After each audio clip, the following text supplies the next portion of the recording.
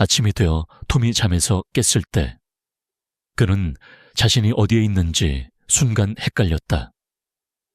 그는 몸을 일으켜 눈을 비비고 주위를 둘러보았다. 그러고 나서야 모든 것을 깨달았다. 회색빛이 감도는 차가운 새벽, 숲속은 깊은 고요와 정막 속에서 편안하고 평화로운 분위기를 자아내고 있었다. 나무잎 하나조차 흔들리지 않았고 위대한 자연이 깊은 명상에 잠긴 것처럼 아무런 소리도 들리지 않았다. 이슬방울이 풀과 나뭇잎에 구슬처럼 맺혀 있었다. 모닥불은 희미한 하얀재로 덮여 있었고 그 위로 가느다란 푸른 연기가 하늘로 곱게 올라가고 있었다. 조와 허클베리피는 여전히 깊이 잠들어 있었다. 그때 먼 숲속에서 새 한 마리가 울었다. 다른 새가 대답했다. 이내 딱따구리가 나무를 두드리는 소리가 들려왔다. 차갑고 희미했던 새벽빛이 점차 밝아지며 소리들이 하나둘 늘어나고 생명이 깨어나기 시작했다. 자연이 잠에서 깨어나 활동을 시작하는 놀라운 광경이 멍하니 생각에 잠겨있던 톰의 눈앞에서 펼쳐졌다. 초록빛 애벌레 한 마리가 이슬 맺힌 잎 위를 기어가고 있었다. 때때로 몸의 3분의 1을 공중으로 들어올리며 주변을 탐색하는 듯한 동작을 취하다가 다시 앞으로 나아갔다. 톰은 그것이 길이를 재는 것이라고 생각했다. 애벌레가 자신에게 가까이 다가오자 톰은 마치 돌처럼 가만히 앉아 있었다. 애벌레가 계속 자신을 향해 오는지 아니면 다른 방향으로 가려 하는지에 따라 그의 가슴은 기대와 실망을 오갔다. 그리고 마침내 애벌레는 몸을 둥글게 말고 한참을 고민하더니 결심한 듯 톰의 다리 위로 내려앉아 그의 몸을 가로질러 기어가기 시작했다. 그 순간 톰은 온 마음으로 기뻤다. 왜냐하면 이것은 자신이 새로운 옷을 갖게 될 거라는 신호였기 때문이다. 그것도 화려한 해적 복장이 될 것이 분명했다. 그때 갑자기 어디선가 개미들이 행렬을 이루며 나타나 각자의 일에 몰두하기 시작했다. 그중 한 마리는 자기 몸집의 5배나 되는 죽은 거미를 힘겹게 끌고 가더니 그것을 나무 기둥 위로 곧장 들어 올렸다. 한편 갈색 점박이 무당벌레 한 마리가 아찔한 높이에 풀잎 끝까지 올라갔다. 톰은 그것을 가까이에서 지켜보며 이렇게 말했다. 무당벌레야, 무당벌레야. 집으로 날아가. 내 집에 불이 났고 내 아이들이 혼나 있어. 그러자 무당벌레는 망설임 없이 날아갔다. 하지만 톰은 놀라지 않았다. 그는 이미 오래전부터 무당벌레가 화재 경고에 너무나도 쉽게 속는 곤충이라는 사실을 알고 있었고 종종 그 순진함을 이용해 장난을 쳤기 때문이다. 그 다음으로 똥구리 한 마리가 나타났다. 그것은 둥글게 굴린 작은 배설물 덩어리를 있는 힘껏 밀고 있었다. 톰은 장난기 어린 마음에 손가락으로 가볍게 건드려 보았다. 그러자 똥구리는 순식간에 다리를 몸쪽으로 바짝 붙이고는 죽은 척했다. 이제 새들의 합창이 절정에 달했다. 북부 흉내 집박이 한 마리가 톰 머리 위 나뭇가지에 내려앉더니 주변 새들의 소리를 흉내내며 흥겨운 노래를 불렀다. 그러자 갑자기 짹짹거리는 어치 한 마리가 파란 불꽃처럼 날아와 마치 한순간 번쩍 빛난 듯한 속도로 근처 나뭇가지에 멈춰 섰다. 그리고 머리를 한쪽으로 기울이더니 호기심 어린 눈빛으로 낯선 존재들을 빤히 쳐다보았다. 그 순간 회색 다람쥐 한 마리와 덩치가 더 큰 붉은 여우 다람쥐 한 마리가 갑자기 나타나 바쁘게 이리저리 뛰어다녔다. 때때로 똑바로 앉아서는 소년들을 유심히 살펴보며 낯선 존재들에게 제잘거렸다. 야생 동물들은 아마도 인간을 처음 보는 것이었고 이들을 두려워해야 할지 말아야 할지 잘 모르는 듯했다. 이제 자연은 완전히 깨어나 생동감 넘치는 아침을 맞이하고 있었다. 빽빽한 숲 사이로 햇살이 길게 뻗어 내려왔고 몇 마리의 나비들이 날아들기 시작했다. 그제야 톰은 다른 해적들을 깨웠다. 그러자 소년들은 기쁨의 함성을 지르며 달려갔고 몇 분도 지나지 않아 옷을 벗어 던지고는 맑고 잔잔한 강물 속에서 서로 뒤엉켜 장난치고 넘어지며 신나게 물장구를 쳤다. 그들은 자신들이 떠나온 저 멀리 마을을 전혀 그리워하지 않았다. 마을은 여전히 평화롭게 잠들어 있었고 그들 앞에는 광활한 물길이 펼쳐져 있었다. 한편 밤사이 떠돌던 강물의 흐름이 살짝 바뀌었는지 아니면 강 수위가 조금 올랐는지 그들의 뗏목은 떠내려가 사라져버리고 말았다. 하지만 이 사실은 오히려 그들에게 기쁨을 주었다. 이제 문명으로 돌아갈 다리는 완전히 끊긴 것이다. 소년들은 활력이 넘치고 기분이 최고로 좋은 상태로 캠프로 돌아왔다. 상쾌한 기분에 마음도 가벼웠고 무엇보다 배가 몹시 고팠다. 곧 그들은 다시 모닥불을 활활 피워 올렸다. 허클베리 피는 가까운 곳에서 차갑고 맑은 샘물을 발견했다. 소년들은 넓은 참나무나 히코리 나무잎을 접어 컵을 만들었고 야생의 매력이 더해진 이 물 한 잔이면 커피 대용으로 충분하다고 생각했다. 조가 아침 식사로 베이컨을 썰고 있을 때 톰과 허클베리 핀이 그를 말렸다. 두 소녀는 강둑에서 괜찮아 보이는 곳을 찾아 낚싯줄을 던졌다. 그리고 거의 즉시 보상을 받았다. 조가 기다리다 지칠 새도 없이 그들은 멋진 베스를 몇 마리, 해님퍼치 2마리, 그리고 작은 메기 1마리를 들고 돌아왔다.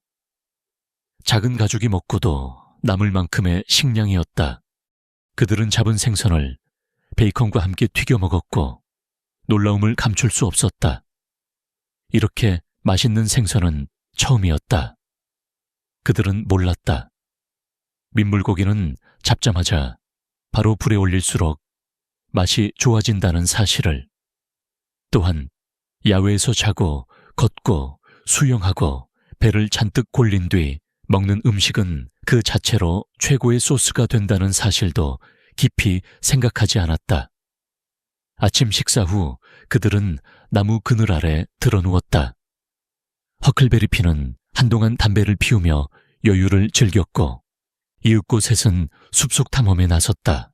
그들은 썩은 통나무를 넘어가고 덩굴이 엉킨 덤불을 헤치며 거대한 숲의 왕들처럼 우뚝 솟아있는 나무들 사이를 신나게 걸어 다녔다. 그 나무들은 마치 왕관을 쓴 듯 꼭대기에서 땅까지 포도덩굴이 늘어져 있었다. 가끔씩 그들은 푸른 잔디가 깔리고 꽃이 보석처럼 박혀있는 아늑한 공간을 발견하기도 했다. 그들은 마음에 쏙 드는 것들을 많이 발견했지만 깜짝 놀랄 만한 것은 없었다.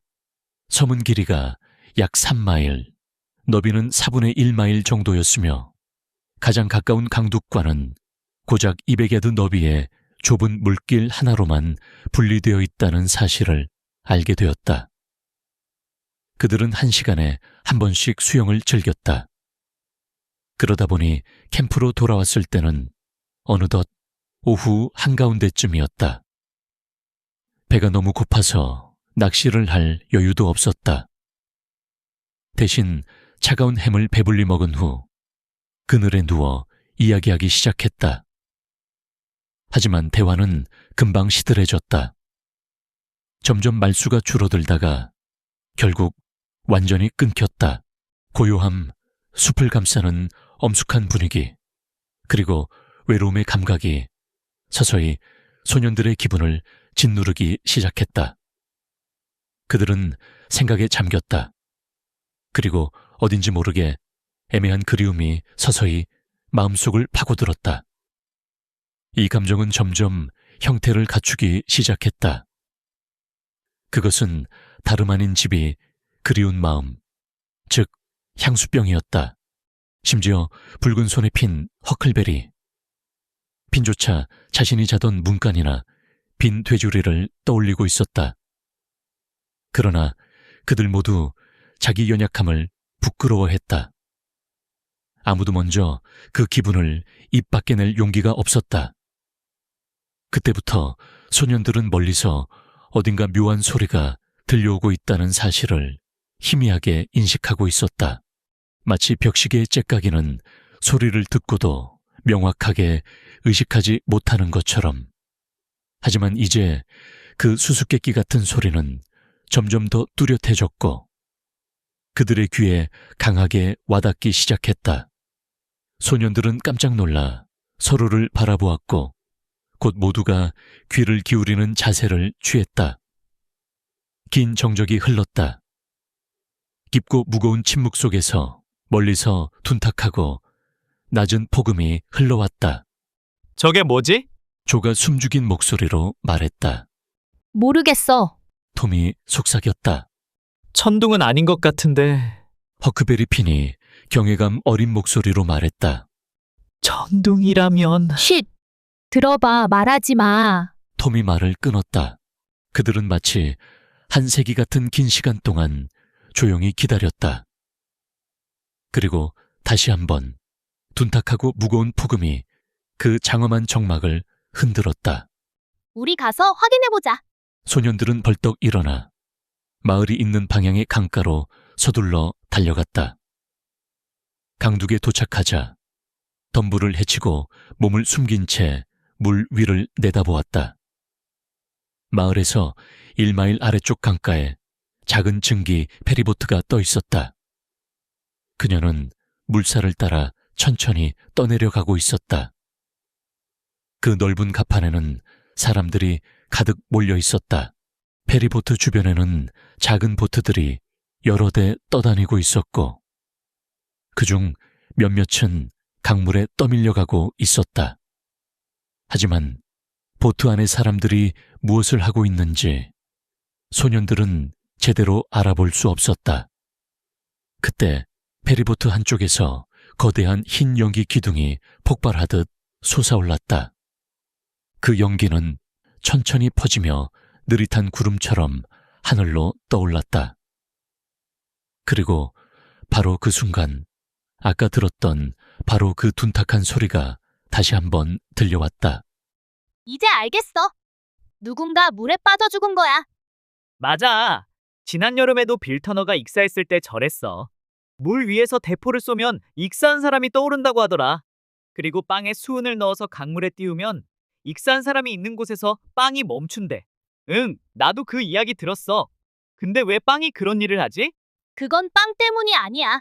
아마도 빵을 띄우기 전에 뭔가 주문 같은 걸 외워서 그런 걸 거야. 아니야. 아무 주문도 안 해요. 내가 본 적 있는데 그냥 던지기만 하더라. 이상하네. 하지만 속으로는 주문을 외울 수도 있지. 분명 그래. 그 정도는 누구나 알 수 있잖아. 다른 소년들은 톰의 말에 일리가 있다고 생각했다.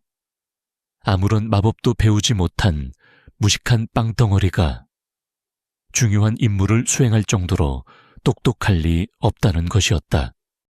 와, 나도 저쪽에 가보고 싶다. 나도 누가 빠진 건지 알 수만 있다면 뭐든 내놓겠어. 소년들은 여전히 귀를 기울이고 강을 바라보았다. 그때 톰의 머릿속에 갑자기 번뜩이는 생각이 스쳤다. 그리고 그는 외쳤다. 얘들아, 물에 빠진 사람이 누군지 알아. 그건 우리야. 그 순간 그들은 영웅이 된 기분이었다. 이건 엄청난 승리였다. 그들은 사라진 존재로 여겨졌고 애도받았으며 그들 때문에 마음이 찢어지는 사람들이 있었다. 그들로 인해 눈물이 흘러내렸고 그 불쌍한 아이들에게 못되게 굴었던 기억이 사람들의 마음속에서 떠올랐으며 늦어버린 후회와 자책이 그들을 감쌌다. 그리고 무엇보다 중요한 것은 온 마을이 죽은 소년들에 대해 떠들고 있다는 것이었다.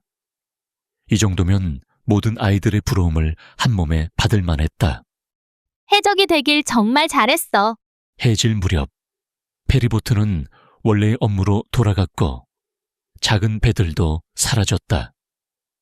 소년들은 의기양양한 모습으로 캠프로 돌아왔다. 그들은 자신들이 얼마나 엄청난 소동을 일으켰는지 자랑스러워하며 신이 났다.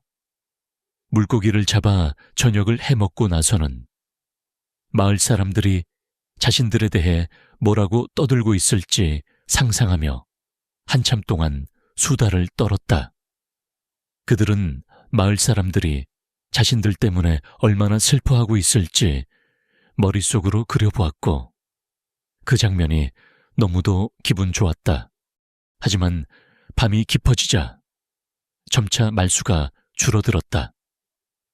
불꽃을 멍하니 바라보며 그들의 생각은 점점 다른 곳으로 흘러갔다.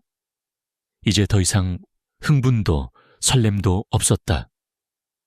톰과 조는 문득 집에서 자신들을 기다리고 있을 사람들에 대해 떠올리지 않을 수 없었다. 분명 그들은 이 멋진 모험을 그다지 즐기고 있지 않을 것이다. 마음속에 불안감이 싹트기 시작했다. 기분이 점점 가라앉고 불행해지는 것만 같았다.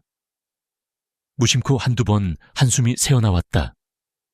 조가 조심스럽게 말을 꺼냈다.